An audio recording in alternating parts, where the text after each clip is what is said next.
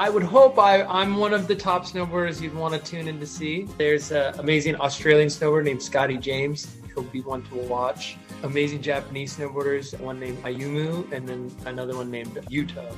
And so the four of us will be the ones really kind of battling it out, I think, at this next Olympics. And then on the women's side, definitely for the USA, would be Chloe Kim, will be defending her title. So really awesome riders. Toby Miller, really amazing kid, and I invited him to come sit on some of the sessions I was doing, and then as he got older, he kind of joined the circuit, and we had a relationship from before when he was really young, and his parents were there with him, and so we kind of took him under our wing, my coach and I, and it's just so amazing to see him now at that level where he's, you know, potentially going to make the team. So I'm pulling for him and going to be hopefully side by side with him, trying to help him achieve that. Snowboarders wear backpacks because they have to have a lot of equipment with them. It's like survival gear, and you usually have a shovel and you have a probe, and the probe is if somebody gets caught in an avalanche, you then take this probe and stick it down through the snow to see if you feel a human being under the snow. And then usually you want a snack or something else, water, probably some warmer gloves, things like that. No, I have never, I'm gonna knock on wood here. I've never been in a situation where I've needed it. I've definitely known people that have been very thankful that they had that equipment with them. It's kind of mandatory when you go out into the uncharted areas. It's kind of like wearing your seatbelt in the car. You hope you never have to use it, but you got it. I think it's something where, you know, you're going down the run and it's hard to kind of just teeter on one edge. You're kind of waiting for somebody to catch up, or you're trying to figure out where to go next. It's like a bicycle pulling up at a light and you take a foot off and you put it on the ground rather than just kind of sitting there trying to balance. But it's frustrating because it gets cold and your hands get wet. And I try to stand as much as I can. Plus we don't have poles, so we can't lean.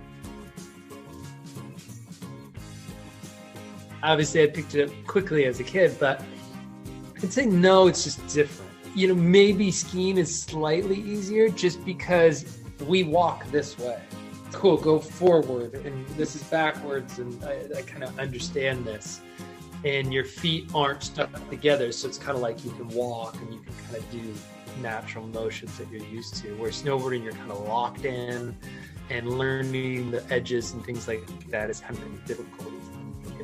But I will say that with snowboarding, later on, you'll realize that without the extra equipment of the poles and ski boots, personally, I think are very uncomfortable. The boots in snowboarding, they're warm, they're comfortable, less equipment, and something about like the flow of, you know, carving down the mountain when you don't have all that stuff is just incredible. And I can only say this because I skied actually in the beginning when I was 4.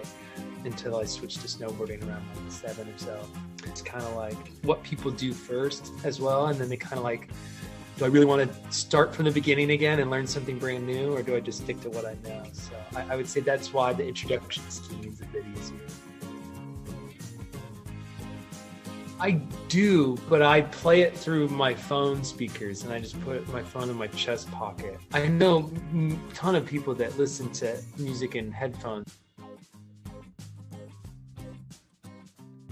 I like a lot of oldies and things, and then newer bands like rock stuff. I like Black Keys and Tame Impala. You know, it's kind of like what song you can hear but not focused too much on, and then you need something that's kind of like got some push to it. I'm an avid guitar player. I pick like rock heavy songs. It's good to have a song because usually, you know, you're kind of like the horse in the start gate. You hear the pistol go, or you hear that song and it clicks back into this situation, or something that you would work out to is great. Oh, I know this is when I got to put in the hard work, or this is going to set the stage for what I'm about to do. So I think it's a really powerful thing, music, especially it's like the soundtrack to your life at that point. You're like, what is this moment? Is this nervousness I feel inside? Or that song kicks on, you go, oh wow, you know, that those nerves turn into like, maybe this is my day, maybe this is my moment, like my song is playing, like I'm ready. It's pretty great. Hey, thanks for watching our YouTube channel. Find your favorite recipes, celebrity interviews, uplifting stories, shop our favorite deals, and so much more with the Today app. Download it now.